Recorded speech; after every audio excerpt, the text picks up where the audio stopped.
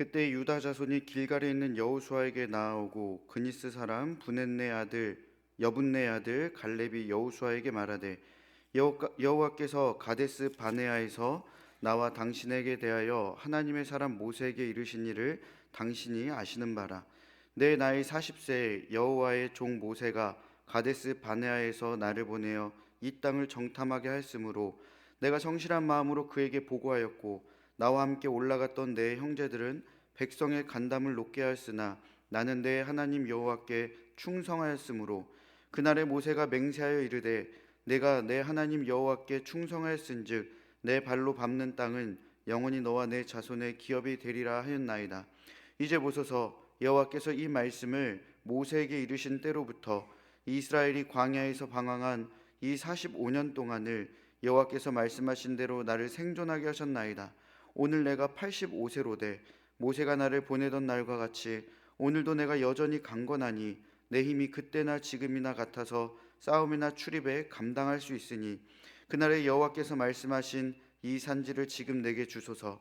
당신도 그날에 들으셨거니와 그곳에는 아낙 사람이 있고 그 성읍들은 크고 견고할지라도 여호와께서 나와 함께 하시면 내가 여호와께서 말씀하신 대로 그들을 쫓아내리다 하니 여호수아가 여분네 아들 갈렙을 위하여 축복하고 헤브론을 그에게 주어 기업을 삼게 하매 헤브론이 그니스 사람 여분네 아들 갈렙의 기업이 되어 오늘까지 이르렀으니 이는 그가 이스라엘의 하나님 여호와를 온전히 좇았음이라. 헤브론의 옛 이름을 기럇 아르바라. 아르바는 아낙 사람 가운데서 가장 큰 사람이었더라. 그리고 그 땅에 전쟁이 그쳤더라. 아멘. 갈렙이라는 인물은 민수기, 신명기, 여호수아, 사사기에 거론이 되긴 하지만 성경에 기록된 그의 이야기는 많은 비중을 차지하지도 않을 뿐더러 다양하지도 않습니다. 그러니까 굉장히 한정돼 있죠. 하지만 그 짧은 이야기 속에서 갈렙은 굉장한 존재감을 드러냅니다. 여러분, 갈렙은 이런 사람입니다. 20세 이상의 출애굽 첫 세대는 광야 생활 40년 동안 모두 죽게 됩니다.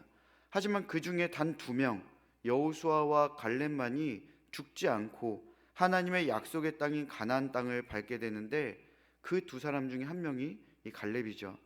또한 갈렙은 광야 생활 40년 동안 죽은 첫 세대를 대표하는 사람이며 가나안 땅에 들어온 모든 세대들의 아버지로 대표되는 그러한 사람입니다. 또한 지파로 따지자면 유다 지파를 대표하는 한 어른이기도 하죠. 하지만 갈렙은 처음부터 유대인이 아니었습니다. 진멸되기로 약속되어 있는 가나안 족속인 겐 족속 사람입니다. 그의 조상이 어떻게 이스라엘 백성으로 흡수되었는지는 정확하게는 다 일일이 명할 수는 없지만 하나님의 은혜를 입어 유다 지파에 속하게 된 것입니다. 그래서 이스라엘 백성들이 애굽에서 나올 때 이스라엘 백성들과 함께 그 갈렙의 조상들이 나오게 된 것이죠. 특히 가나안 땅을 정탐하는 정탐꾼을 지파별로 대표 한 사람씩 뽑을 때 유다 지파의 대표로 가나안 땅을 정탐하는 정탐꾼으로 이 갈렙이 세워지기도 합니다. 그만큼 유다 지파 내에서도 굉장히 유력하고 믿을 만한 인물이었다는 것을 알 수가 있습니다. 그리고 그의 이름의 뜻을 생각해 보면 그가 얼마나 멋진 사람인지 우리는 알 수가 있습니다. 여러분, 갈렙의 이름의 뜻을 혹시 아십니까? 개입니다. 개. 멍멍개. 부모가 자녀를 사랑하지 않아서 막 지은 이름 같죠. 근데 절대 그렇지가 않습니다. 갈렙이 출애굽할 때 이스라엘 백성들과 함께 나왔다는 것은 이미 그는 하나님을 믿는 신앙이 갖춰져 있었다라는 것입니다. 그 믿음과 신앙은 스스로 만들어낸 것이 아닙니다. 그의 부모를 통해, 그의 조부모를 통해 이어졌기 때문에 하나님의 일하심을 받고 하나님의 인도하심에 스스로가 순종하게 된 것이죠. 개는 당시 문화에서는 천한 존재로 여겨졌지만 개의 특징을 생각해 보면 오늘 본문에서의 갈렙의 모습과 그 또한 그의 자세를 더욱 쉽게 잘 이해할 수 있습니다. 개의 가장 큰 특징은 주인에게 충성하고 순종한다는 것이죠. 갈렙의 부모는 갈렙이 하나님께 충성하고 순종하는 삶을 살기를 바랬을 것입니다. 개라는 뜻의 이름으로 갈렙의 자존심을 깎아내리는 것이 아니라 하나님께 충성하고 순종하는 멋진 삶을 살라는 의미로 갈렙의 자존감을 높여주었을 것입니다. 또 개는 냄새도 잘 맡지만 굉장히 잘 듣지요. 갈렙의 부모는 갈렙이 하나님의 말씀을 청종하며 살기를 바랬을 것입니다. 그리고 또 개의 특징을 보면 주인을 배신하지 않습니다. 종종 유튜브에서 개가 주인집 어린 자녀나 그 가족을 자신의 몸을 던져 지키는 것을 보게 됩니다.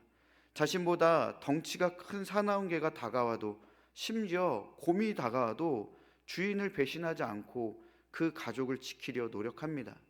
갈렙의 부모는 갈렙이 하나님을 배신하며 살지 않기를 바랬을 것입니다. 그리고 그 바람대로 12 정탐꾼 중 10명이 하나님을 배신했을 때 갈렙은 여호수아와 함께 끝까지 하나님을 배신하지 않는 그러한 모습을 보여주지요. 오늘 본문은 이러한 갈렙의 노년기 모습을 보여줍니다. 85세나 되는 나이 많으신 할아버지의 모습입니다. 그런데 오늘 본문의 짧은 내용을 통해 우리는 갈렙이 지금까지 이스라엘의 어른으로, 또 한 집안의 아버지로 후대의 신앙을 염려하고 후대를 배려하는 사랑 가득한 그러한 모습을 볼 수 있게 됩니다. 다시 말해 갈렙은 우리에게 과연 기독교에서 또 신앙인으로서 경건한 어른이란 어떠한 모습인가를 분명하게 보여주고 있는 것이죠. 우리도 오늘 말씀을 통해 경건한 어른으로, 경건한 부모로 후대를 위해 우리가 과연 어떠한 모습과 자세로 또 어떤 신앙을 가지고 살아가야 하는지 함께 생각해 보는 시간이 되길 바랍니다. 갈렙의 이야기를 본격적으로 하기 전에 하나님은 바로 앞의 내용인 1절부터 5절까지의 내용을 통해 모든 자녀들이 가장 먼저 마음에 담아둬야 할 것이 무엇인지를 분명하게 상기시켜 주십니다. 바로 이스라엘 백성의 기업은 분배되는 땅이 아니라 하나님이 그들의 기업이 되신다라는 것을 깊이 있게 심어 주시는 것이죠. 이스라엘 백성이 애굽에서 나오기 전 마지막 재앙으로 모든 사람과 짐승의 장자를 죽이는 그러한 재앙을 내리셨죠. 이때 이스라엘 백성들은 문설주에 어린 양의 피를 발라 재앙이 넘어가게 되었고 이스라엘의 모든 장자는 살 수 있게 되었습니다. 당시 장자라는 위치는 집안을 대표하는 인물입니다. 장자가 죽었다라는 것은 집안 자체가 죽었다라는 것과 같은 의미가 되지요. 방금도 말씀드렸듯이 문설주에 바른 양의 피로 인해 장자가 죽는 재앙이 피해갔고 하나님께서는 이스라엘 장자를 하나님의 것이다 라고 말씀을 하십니다. 그리고 이 장자를 대신하여 모든 장자를 대표하여 레위 지파를 택하시는 것이죠. 그래서 레위 지파는 이스라엘을 대표하는, 즉 장자로서의 지파가 된 것입니다. 레위 지파가 이스라엘을 대표해서 해야 하는 일은 하나님을 섬기는 것. 왜냐하면 장자가 그만큼 중요하기 때문에 그 장자가 중요하게 해야 되는 것이 무엇인가? 바로 하나님을 섬기는 일입니다. 이스라엘의 대표가 하나님을 섬긴다는 말은 곧 모든 이스라엘이 하나님을 섬긴다는 것과 같은 의미이기 때문이죠. 하나님께서 레위 지파를 통해 가르쳐 주신 것은 이스라엘은 하나님을 섬기는 일에 집중해야 한다는 것입니다. 다른 것들이 이스라엘을 살아갈 수 있게 하는 것이 아니라 오직 하나님만이 이스라엘을 살리시는 기업이 되어 주신다는 것입니다. 특히 지금 이스라엘이 정복하는 땅이 어디입니까? 가나안 땅입니다. 가나안 땅은 수많은 우상들이 가득한 곳이죠. 이스라엘이 하나님이 아닌 다른 것에 마음을 빼앗기고 눈을 돌린다면 그들은 결국 하나님을 버리게 될 것이고 하나님의 진노를 얻게 될 것이기에 하나님께서는 레위 지파의 이야기를 먼저 기록해 주심을 통해 하나님께서 이스라엘의 기업이 되신다는 것을 확실하게 알려주신 겁니다. 딴 데 보지 마라. 딴 마음 품지 마라. 너희들의 기업은, 너희들이 살아가는 힘과 능력은 오직 나로부터 나온다라는 것을 그들의 마음에 다시 한번 심겨 주신 것입니다. 우리도 마찬가지죠. 우리를 살아가게 하는 것, 우리의 힘, 우리의 권력, 우리의 능력, 우리의 삶의 원동력, 이 모든 것은 우리가 가지고 있는 물질과 우리가 누리고 있는 명성에서 나오는 것이 아니라 오직 하나님에게만 나오는 것이니, 우리는 레위 지파와 같이 하나님만이 우리의 기업이 되시고 하나님만을 섬기는 일에 최선을 다하는 그러한 삶을 살아야 하는 것입니다. 이것이 바로 하나님의 자녀들이 가져야 할 가장 첫 번째 마음가짐입니다. 그럼 여러분, 이렇게 오늘 본문의 말씀 바로 앞에 말씀인 14장 1절과 5절에서 하나님의 자녀들이 이렇게 하나님만이 우리의 기업이 되시는구나, 하나님만을 섬기는 일에 최선을 다하는 삶을 살아야 하는구나 라는 이러한 마음가짐을 깔고 간다면, 하나님은 이러한 마음을 가진 우리들에게 갈렙이라는 인물을 통해 어떤 신앙인의 모습과 자세를 가지고 살아가야 하는지를 분명하게 제시해 주십니다. 이런 마음밭에 이렇게 살아라 라는 것을 알려주시는 것이죠. 첫 번째로 갈렙과 같은 믿음을 가져야 한다라고 알려주십니다. 이스라엘이 가나안 연합군들을 정복하고 정복전쟁이 마치자 갈렙은 이스라엘이 진을 치고 있는 길갈로 여호수아를 만나러 나옵니다. 그러면서 하나님께서 여호수아와 자신에게 모세에게 한 말씀을 알고 있지 않느냐, 이렇게 과거를 회상하죠. 두 사람이 공유하는 과거는요, 45년 전 가나안 땅을 정탐하는 정탐꾼 시절의 시간입니다. 그때 당시 각 지파에서 한 사람씩 총 12명의 정탐꾼이 가나안 땅으로 보내집니다. 이들은 따로 떨어져 다닌 것이 아닙니다. 40일 동안 함께 붙어 다닙니다. 그래서 가나안 땅의 최남단부터 최북단까지 정탐을 하게 되죠. 40일 동안 12명의 사람이 같은 길을 걷고 같은 것을 먹고 같은 이야기를 듣고 같은 것을 봅니다. 하지만 돌아와 보고를 할 때는 완전히 두 갈래로 나뉘어지게 되지요. 10명의 정탐꾼은 굉장히 부정적으로 보고를 합니다. 그 땅의 주민은 강하고 성읍도 굉장히 견고하며 특히 거인족인 아낙 자손도 있어서 이스라엘은 그 앞에서 메뚜기와 같다, 이렇게 악평을 합니다. 이 이야기를 들은 이스라엘 백성들의 반응이 어떠합니까? 회중이 소리를 지르며 높이 부르짖으며 밤새도록 통곡했다고 민수기 14장 1절에 분명하게 기록되어 있습니다. 네, 여러분, 정말 의외의 반응 아닙니까?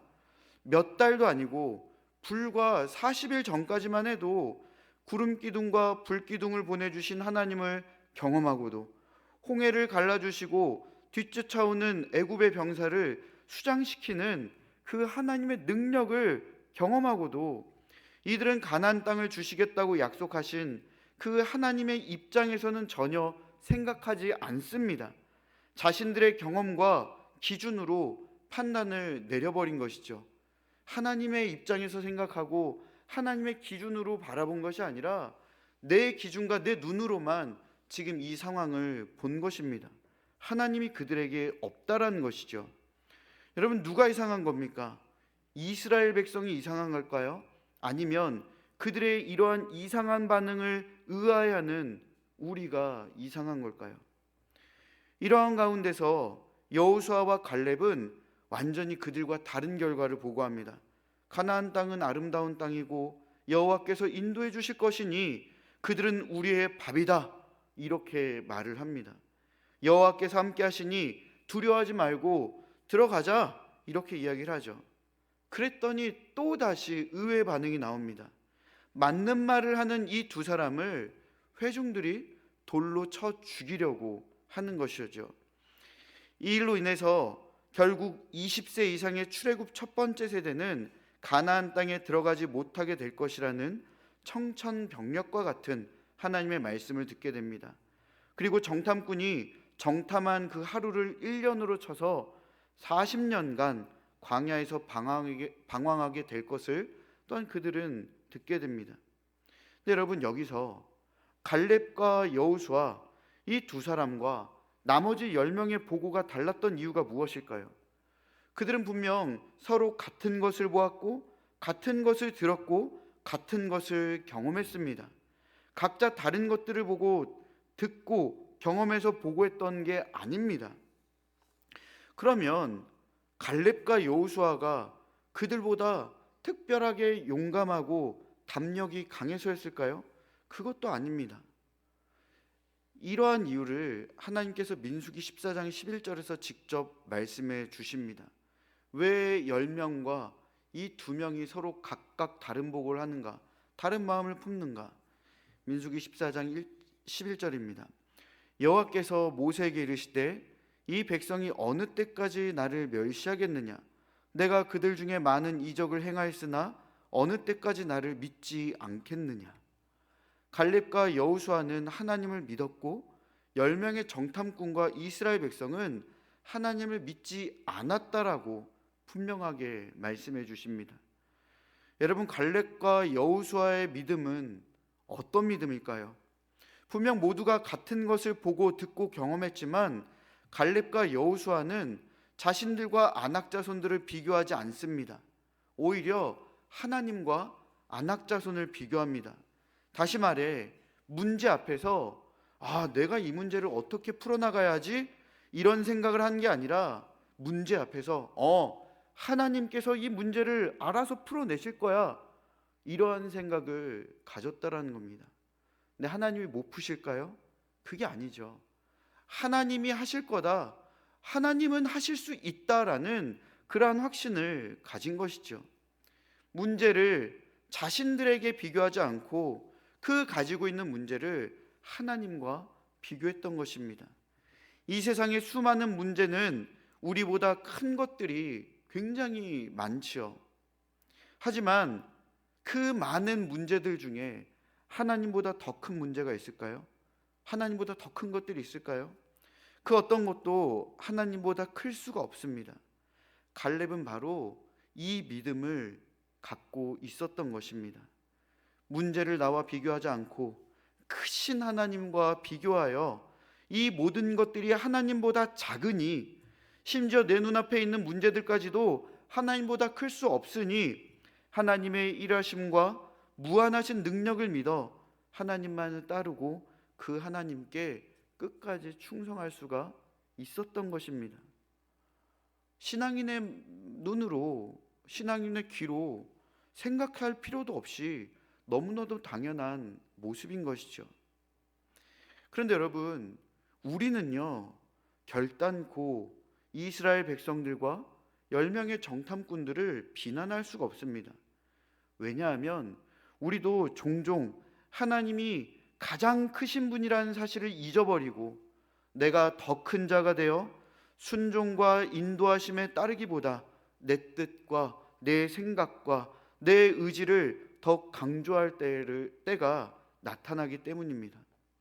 교회 안에 어떤 문제가 발생하면 기도하며 하나님의 뜻을 기대하기보다 교회 생활 오래 했다라는 이유로, 누구보다 나는 열심히 기도했다는 이유로, 자신만큼 열심히 전도한 사람이 있냐라는 이유로, 그 외의 이유로 자신의 의견을 관철시키려 하고 스스로를 의인으로 치켜 세우며 나만이 옳은 판단과 생각을 가지고 있다라는 자신감으로 문제 앞에 당당하게 마주서려 합니다. 근데 그러면 안 되는 겁니다. 안 되는 거죠. 갈렙이 보여준 믿음은요, 하나님이 제일 크시다라는 것입니다. 하나님과 문제를 비교해야지 나와 문제를 비교해서는 안 되는 것입니다. 가장 크신 하나님이 하시는 겁니다. 내가 뭔가를 할 수 있다, 이런 생각은 이미 교만과 오만 속에 빠져 있는 겁니다. 더욱더 기도해야 하는 것이죠. 하나님이 하시도록 우리는 더욱 겸손해지고 하나님께서 능력을 나타내시도록 우리는 기도하며 하나님의 뜻에 순종하며 인도하심을 받아야 하는 것입니다. 우리는 내가 아닌 하나님이 제일 크신 분이라는 그러한 믿음을 가져야 합니다. 이것이 갈렙을 통해서 우리가 배울 수 있는 첫 번째 내용입니다. 두 번째로 갈렙을 통해 우리가 배울 수 있는 것은 후손들의 가장 큰 문제를 해결해 주려는 마음과 자세를 가져야 한다는 것입니다. 갈렙은 유다 지파에게만 그저 땅만 얻어주기 위해서 지금 나선 것이 아닙니다. 여러분, 갈렙은요 그것보다 더 큰 계획이 있었습니다. 12절의 말씀입니다. 그날에 여호와께서 말씀하신 이 산지를 지금 내게 주소서. 당신도 그날에 들으셨거니와 그곳에는 아낙 사람이 있고 그 성읍들은 크고 견고할지라도 여호와께서 나와 함께 하시면 내가 여호와께서 말씀하신 대로 그들을 쫓아내리이다 하니. 여러분, 이 구절에서 우리가 가장 익숙한 문장이 어디죠? 이 산지를 지금 내게 주소서입니다. 그런데 이 구절에서 진짜 중요한 내용은요, 이 산지를 달라, 딱 이 부분이 아닙니다. 왜 이 산지를 달라고 하는지에 대한 그 이유가 더 중요합니다. 하반절 말씀이죠. 여호와께서 나와 함께 하시면 내가 여호와께서 말씀하신 대로 그들을 쫓아내리이다. 여러분, 갈렙의 목적은 이 땅에 살고 있는 아낙 자손을 쫓아내는 것이 목적입니다. 왜냐하면 9절의 말씀과 같이 내 발로 밟는 땅은 영원히 너와 내 자손의 기업이 되리라, 하나님이 이렇게 약속하셨기 때문이죠. 그런데 갈렙은요 편하고 쉬운 곳을 달라고 요청하지 않습니다. 45년 전 이스라엘 백성이 벌벌 떨었던 아낙 자손이 살고 있는 바로 이 땅, 견고한 도시로 변해서 공략하기 쉽지 않은 이 땅을 달라고 합니다.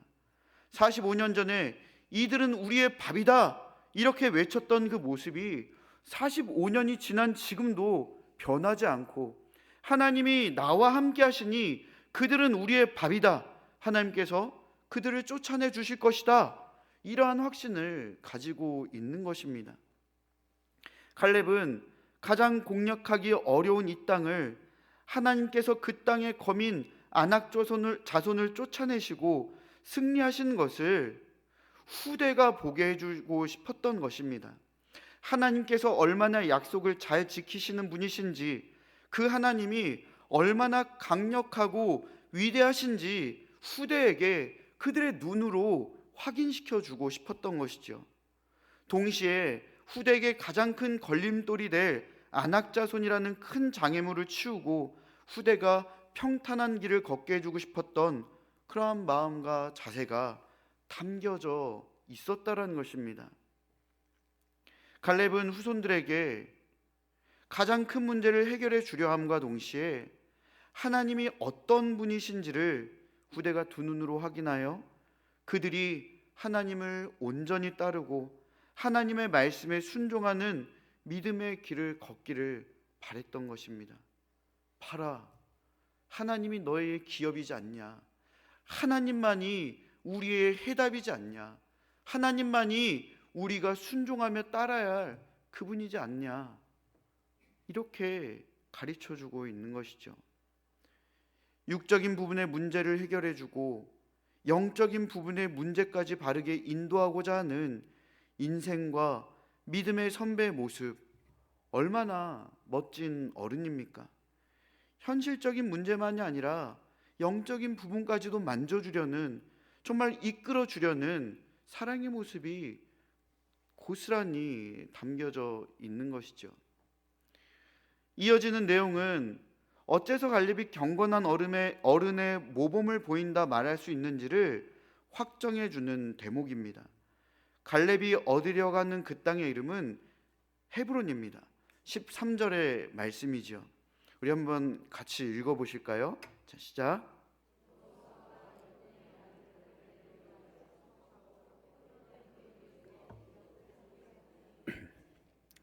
여러분, 헤브론은요 아브라함, 사라, 이삭과 리브가, 야곱, 레아가 묻힌 곳입니다.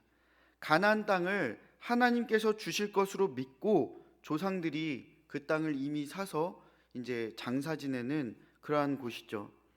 여기서 이스라엘의 장래 풍습을 이야기해야 합니다. 예전에 룻기에 대한 설교를 할 때 좀 설명해 드렸던 내용이긴 한데요. 이스라엘 사람들은 보통 가족을 한 무덤에 장사 지내곤 했습니다.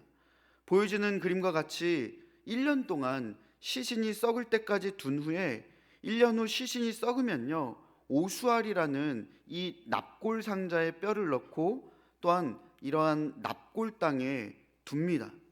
이 오수알이라는 납골 상자에 한 명의 뼈만 담겨 있는 것이 아니라 가족과 조상들의 뼈가 하나로 만나고 모여지는 장소가 되는 것이죠. 창세기 15장 15절을 보면 너는 장수하다가 평안히 조상에게로 돌아가 장사될 것이오 라는 기록이 있습니다. 납골 상자에서 가족과 조상들의 뼈가 하나로 만난 것이 조상에게로 돌아간다라는 그러한 의미를 담고 있습니다. 근데 여러분, 유대인들에게 이러한 장례 풍습이 있는 이유는요, 그들에게 뼈는 굉장히 소중하기 때문입니다.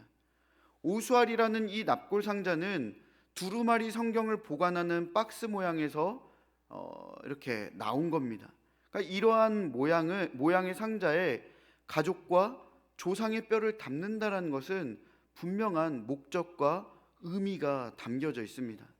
하나님께서 다시 쓰실 두루마리처럼 소중히 보관된 뼈 위에 하나님이 죄가 없는 새로운 육체를 덧입히실 것을 기대하는 부활 신앙이 이들의 풍습에, 이들의 문화에, 이들의 사고에 고스란히 담겨져 있는 것입니다. 여러분, 갈렙이 생존해 있을 당시 아브라함, 사라, 이삭과 리브가, 아곱, 레아는 어디에 있습니까? 그들의 실제는 어디에 있습니까? 하나님 나라에 있죠. 그들의 뼈는 헤브론에 매장지에 있지만 갈렙, 아브라함과 지금 언급된 사람들은, 그 조상들은 하나님 나라에 있습니다. 갈렙은요, 자신과 후대가 조상에게로 돌아가기를 원했습니다. 그 조상이 있는 하나님의 나라, 죄가 없는 곳, 새로운 육체를 가지고 살아갈 부활 신앙을 기대하며 하나님 나라에 가기를 원했던 것입니다. 갈렙은 후손들에게 참된 고향인 하나님 나라로 안내하려 했던 것입니다. 하나님 나라로 안내하는 것이 신앙의 선배로서 영적인 인도의 끝판왕이 아닐까 생각됩니다. 이것이 바로 갈렙을 통해 신앙인의 모습과 자세를 배울 수 있는 세 번째 이유가 됩니다. 사랑하는 여러분, 갈렙은 하나님께서 이스라엘의 기업이 되시는 분이시니 하나님만을 의지하고 순종하며 따르는 그러한 삶을 살았습니다. 그 배경이 바로 1절부터 5절의 내용이었죠. 그런데 이러한 삶을 살았던 갈렙은 후대에게 모범을 보여 경건한 어른의 모범을 보여준 것입니다. 갈렙이 보여준 경건한 어른의 모범은 첫 번째로 하나님께서 가장 크신 분이라는 믿음을 보여준 것입니다. 두 번째로 후손들의 가장 큰 문제를 해결해 주고자 하여 가장 큰 문제거리였던 안악자손을 쫓아내었고, 또한 이것을 통해 함께 하시는 하나님을 후손들이 눈으로 보고 경험하여 믿음의 길을 걸어갈 수 있도록 안내해 준 것이죠. 두 번째가 현실 세계에 대한 문제를 해결해 주려고 노력한 것이라면, 세 번째는요, 영적인 세계의 문제를 해결해 주는 하나님 나라로의 인도, 그 안내하려는 모습이 고스란히 담겨져 있습니다. 갈렙은 믿음의 선배로서 믿음과 신앙의 자세를 보여줬고, 후손들이 믿음을 잃지 않도록 삶의 문제가 어떻게 해결되는지를 보여주고 영적인 문제가 해결될 수 있도록 하나님 나라로 인도했습니다. 바로 이것이 갈렙을 통해 배울 수 있는 경건한 어른의 모습입니다. 하나님께서는 경건한 어른으로서 열심과 노력을 다한 갈렙에게 다음과 같이 칭찬해 주시고 격려해 주십니다. 14장 15절의 말씀이죠. 헤브론의 옛 이름은 기럇 아르바라. 아르바는 아낙 사람 가운데서 가장 큰 사람이었더라. 그리고 그 땅의 전쟁이 그쳤더라. 갈렙이 아낙 자손이 살고 있는 헤브론을 정복한 직후를 성경은 지금 이렇게 기록했습니다.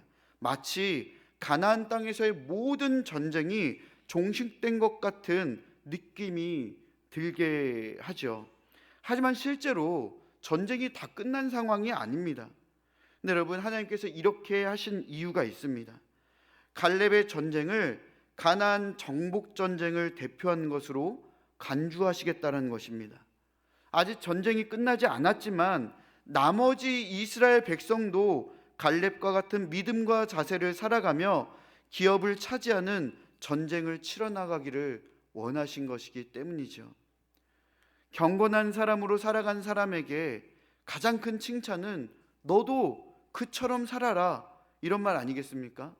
하나님께서 갈렙의 인생을 거부하지 않으시고 오히려 갈렙이 보여준 모범과 같이 그렇게 살라고 이스라엘 백성과 오늘날 그리고 미래를 살아갈 후대에게 가르쳐주고 계신 것입니다. 너희들도 갈렙과 같이 살아라. 전쟁이 끝나지 않았지만 완전히 종식된 것처럼 말씀하듯이 이렇게 살면 되는 거다. 이렇게 사는 삶이 승리하는 삶이다라고 가르쳐 주시죠. 갈렙이라는 인물이 더욱 멋지게 느껴지고 하나님께 칭찬받는 삶이 얼마나 영광스러울까라는 그러한 생각이 듭니다. 저는 한동안 이제 이러한 고민에 사로잡혔습니다. 나는 가치가 있는 사람인가? 나는 필요한 존재인가? 근데 이게 좀 오랜 시간 계속 고민했던 문제예요. 이제 이런 생각을 갖는다고 하면 어떤 분들은 배 목사 혹시 왕따를 당하고 있는가? 아니면 얼마나 담임 목사님께 갈굼을 당했는지 저런 생각을 할까? 이런 생각을 하실 수도 있을 것 같은데 전혀 그런 오해는 하지 마십시오. 담임 목사님은요, 교육자 한 사람 한 사람을 정말 많이 아껴주십니다. 이렇게 말하면 저기 계시네요. 이렇게 말하면 담임 목사님 굉장히 싫어하실 텐데요. 어떤 때는 교육자에 대한 관심과 걱정으로 진짜 좋은 마음으로 밤잠을 못 주무실 때도 있습니다. 걱정이 돼서. 그러니까 그렇게 진심으로 아껴주시죠. 그럼 배 목사가 왕따를 당해서인가? 여러분, 제가 왕따를 당하게 생겼습니까? 네. 저를 오히려 모든 교육자가 선배라고 또 선임이라고 존중해주고 대우해줍니다. 너무 감사하죠. 왜 이런 생각을 하는가? 그저 저의 한계가 느껴지고 힘도 요즘에는 서서히 딸리고, 그리고 조금씩 무기력해진 것 같은 그런 느낌들, 내가 과연 잘할 수 있을까라는 두려움들, 여러 가지 생각들이 계속해서 이제 찾아오면서 이러한 생각을 갖게 됐습니다. 그런데 이러한 우울함의 정점을 찍으려 할 때 지난주에 아주 재밌는 일이 있었습니다. 새가족 부원 명찰을 받으신, 그가 지금 저기 2층 저 입구에서 새가족 부원 그 명찰을 받으신 집사님 한 분이 이거 명찰 받아도 되나? 이런 말씀을 하시는데 그 옆에 계신 다른 분이 이런 얘기를 하셨어요. 왜 안 나와? 네, 쓸모 있으니까 받는 거지, 이렇게 말씀을 하시는 거예요. 근데 여러분, 제가 어떠한 고민을 했다고 그랬죠? 나는 가치 있는 사람인가? 나는 정말 이 교회에서 정말 필요한 사람인가? 이 사역자 그룹에서 필요한 사람인가? 이러한 고민을 하는데 쓸모 있으니까 받는 거지, 이 말씀이요 정말 제 마음에 콱 와서 박혔습니다. 그러니까 정신이 번쩍 들고 기분이 갑자기 훅 하고 좋아지는 거예요. 하나님께서 또 이렇게 깨닫게 해주시는구나. 그래서 생각을 바꿨습니다. 나는 가치 있는 사람인가, 필요한 존재인가에 대해 이러한 생각에서 이제는 내가 속해 있는 소속과 내가 어디에서 일하고 있는지를 생각하니 여전히 쓸모 있구나, 나는 필요한구나, 이러한 생각이 듭니다. 더 나아가 하는 일이 없다 할지라도 하나님께서 쓸모 있는 존재이기에 지금의 내가 있다라는 생각까지 정리가 됩니다. 바로 갈렙이 그러한 마음으로 있었던 것이죠. 성경에도 그렇게 기록되어 있습니다. 이곳에 참 많은 어른들이 계십니다. 꼭 연세가 많으신 분들만 어른이 아니라 자녀를 키우시는 부모님들도 어른이고 학생들을 가르치시는 결혼하지 않는 젊은 선생님들도 어른입니다. 여러분도 자신이 얼마나 가치가 있고 필요한가, 이러한 고민에 빠져 계십니까? 아니면 스스로 자신을 평가해서 스스로 깊은 낙심 가운데로 빠져가고 계십니까? 여기 계신 모든 분들에게 이러한 권면을 드립니다. 여러분은 모두요, 쓸모 있는 분들입니다. 필요한 분들입니다. 오늘 본문만 봐도 우리는 경건한 어른을 목표로 우리의 가치와 필요를 세워가면 되는 것입니다.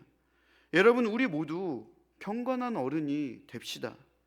여러분의 자녀가 되었든 가족이 되었든 교회의 후배들이 되었든 하나님이 가장 크신 분이라는 믿음의 자세와 모습을 보여주십시오. 문제를 겪고 있는 사람들에게 문제보다 더 크신 하나님을 바라보자고 말씀해 주십시오. 여러분이 먼저 그러한 분이 또한 되십시오.